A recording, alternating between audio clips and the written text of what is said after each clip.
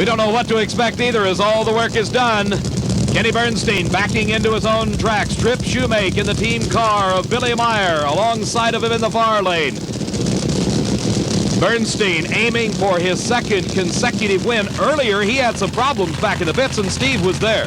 I was there, David. An alert crewman found a burned crankshaft in the engine, rendering that engine useless. They have now plugged in a spare power plant. They at least had a chance to warm the engine up before bringing it to the line, but it is still going to be an unknown quantity going into this final. We talked about the amount of work that goes on, and there's a perfect example. They had the car running, they changed engines, and still made it to the finals against Tripp Shumake in the Ford EXP of Billy Meyer. Kenny Bernstein will be in the near lane.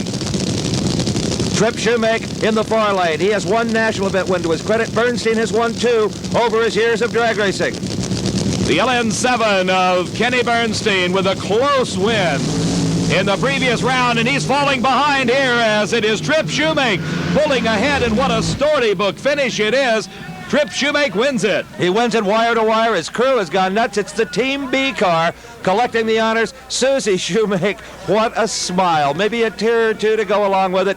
It's Tripp Shumake at 586, 243 miles an hour, as Bernstein's spare engine, well, they just didn't have a time to sort it out. The clutch was maybe a little off in the car, and we get another look at it.